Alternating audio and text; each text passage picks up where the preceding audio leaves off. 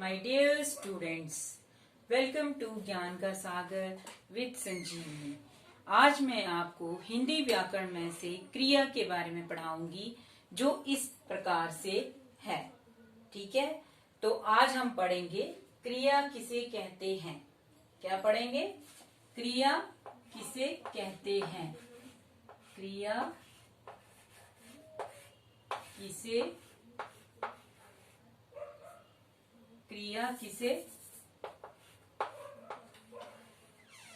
किसे कहते हैं। क्रिया किसे कहते हैं। क्रिया किसे कहते हैं। ठीक है, आज हम पढ़ेंगे क्रिया किसे कहते हैं। किसी काम के करने या होने का बोध होता है उसे क्रिया कहते हैं। या जिन शब्दों से किसी काम के करने या होने का बोध होता है उसको क्या कहते हैं? क्रिया कहते हैं। क्या कहते हैं? क्रिया कहते हैं। जैसे राम खाना खा रहा है, तो राम क्या कर रहा है? खाना खा रहा है। खा रहा है क्या है? क्रिया। कोई काम कर रहा है, खा रहा है, क्या कर रहा है? क्रिया। जैसे शाम बाजार जाएगा, शाम क्या करेगा? बाजार जाएगा। अभी उसने कोई क्रिया नहीं की है, उसने जाना है। ठीक है, तो इस तरह से क्रिया किसे कहते हैं? जिन शब्दों से किसी के काम करने या होने का बोध होता है उसको क्या कहते हैं? क्रिया कहते हैं। क्या कहते हैं? क्रिया कहते हैं।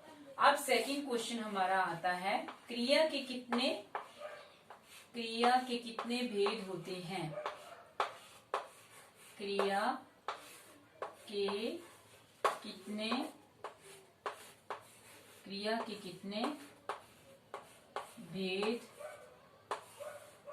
भेद होते हैं। क्रिया के कितने भेद होते हैं। कौन कौन से होते हैं क्रिया के भेद?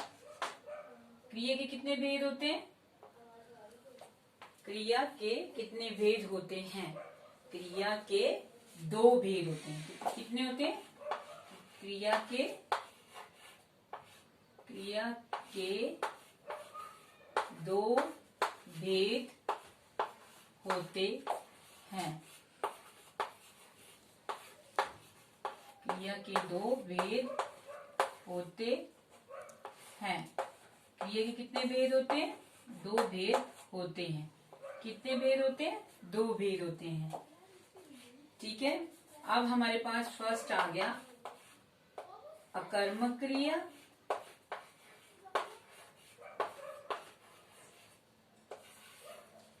अकर्मक क्रिया। और सेकंड हमारे पास आ गया सकर्मक क्रिया। सेकंड क्या आ गया हमारा? सकर्मक क्रिया। ये हमारा आ गया सकर्मक क्रिया।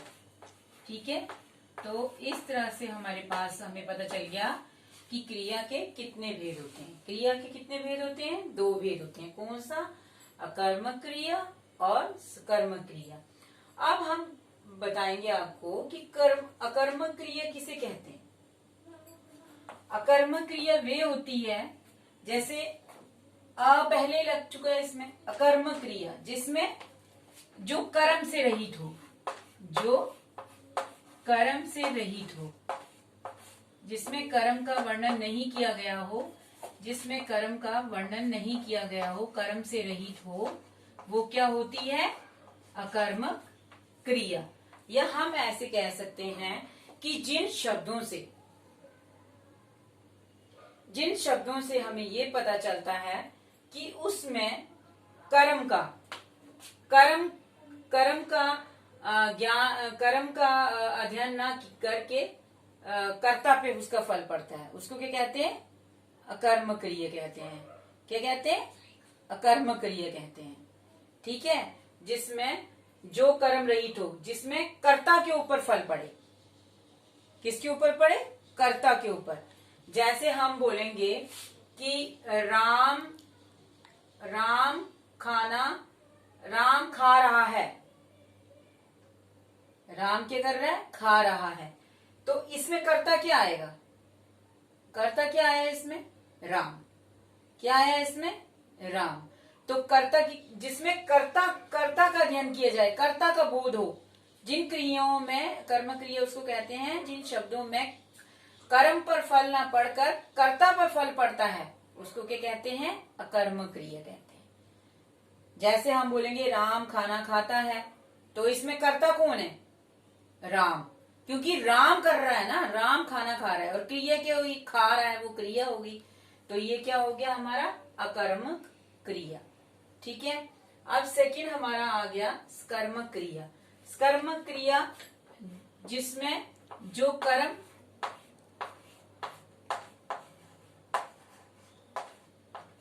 से, जिसमें कर्म के बारे में वर्णन किया गया हो, जिसमें कर्म के बारे में वर्णन किया गया हो, जिसमें कर्म के बारे में वर्णन किया है।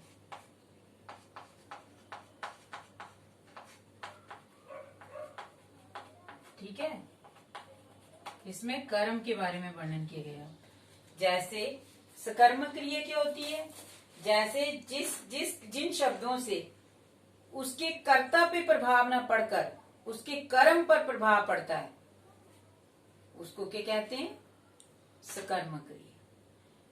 अकर्म क्रिया क्या होगी? जो कर्म से रहित होगी। और सकर्म क्रिया क्या हो गई? जो कर्म से, जिसमें कर्म का वर्णन किया गया हो। जैसे राम खाना खा रहा है। राम क्या कर रहा है? खाना खा रहा है। खा रहा क्या है? क्रिया है। और खा रहा है, ये क्या है? क्रिया। और क्या खा रहा है? वो क्या है? खाना। क्या खा रहा है?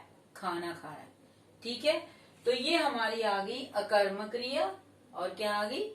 सकर्मक क्रिया। अब हम पढ़ेंगे अकर्मक और सकर्मक क्रिया में क्या डिफरेंस होता है। ये मैं आपको बताऊंगी कि अकर्मक क्रिया की पहचान कैसे की जा सकती है और सकर्मक क्रिया की पहचान कैसे की जा सकती है। जैसे अकर्मक क्रिया में हमने पढ़ा कि जिन शब्दों का कर्ता पर प्रभाव पड़े, ना कि कर्म पर प्रभाव पड़े, जिसका कर्ता पर प्रभाव पड़े। जैसे राम खाता है। ठीक है, राम क्या है? खाता है। अब हमने देखा कि आपको एक बात और बतानी है कि जब हम अकर्मक और सकर्मक क्रिया पढ़ते हैं तो हमें उसकी पहचान तब भी होती है जिसमें प्रश्न का उत्तर ना मिले, जिसमें क्या और किसने का यूज किया जाता है, वो क्या होती है? सकर्मक क्रिया। ठीक है। और जिसमें हम प्रश्न करते हैं लेकिन उस प्रश्न का उत्तर पूरा ना मिल सके, वो क्या हो जाती है? अकर्मक क्रिया। ठीक है। राम खाता है। ठीक है। तो अब उन्होंने बोला राम खाता है, लेकिन राम क्या खाता है ये तो किसी को नहीं पता ना कि राम क्या खाता है। तो ये क्या होगी? अकर्मक क्रिया। क्या हो गई? अकर्मक क्रिया। तो ये कर्ता कौन हो गया इसमें? राम हो गया। क्या हो गया? राम हो गया। ठीक है। अब नेक्स्ट आ गई हमारी सकर्मक क्रिया। ठीक है। अब सकर्मक क्रिया में हम लिखेंगे कमला खाना बना रही है। कमला खाना बना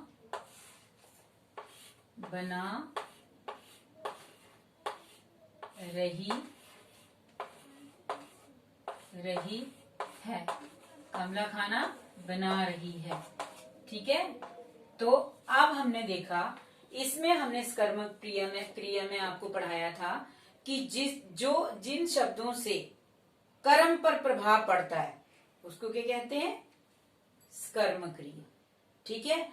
तो कमला खाना बना रही है, इसमें हमें हमें ये भी पता चल गया कि कमला जो है वो खाना बना रही है। ठीक है, कमला क्या कर रही है? खाना बना रही है। तो हमें ये पता चल गया कि क्या कर रही है वो। ठीक है, जिसमें आपको उसका पूरा आंसर मिलता है वो क्या हो गया? आपका कर्म क्रिया। ठीक है, वो क्या होगी? आपकी कर्म क्रिया। जैसे आपने यहाँ पे पढ़ा कर्मक में खाना राम खाता है, तो आपको पता नहीं चला ना कि क्या खा रहा है, लेकिन इसमें आपको पता चल गया कि कमला क्या कर रही है। अब हम ऐसे भी लिख सकते थे इसमें कमला बना रही है, लेकिन हमें ये नहीं पता चलना था कि क्या बना रही है। तो इसमें हमें पता चल गया कि कमला खाना बना रही है, जिसमें प्रश्न का उत्तर दिया जाए, क्या या किसने का यूज किया जाए, या किसने बनाया, या क्यों हुआ, जो जिसमें पूरी उसका आंसर दिया जाए वो क्या होता है? हमारा कर्म क्रिया। और जिसमें कर्ता के बारे में ही बात की जाए, उसमें कर्म को कोई नहीं बताया गया है। खाता है, लेकिन क्या खाता है?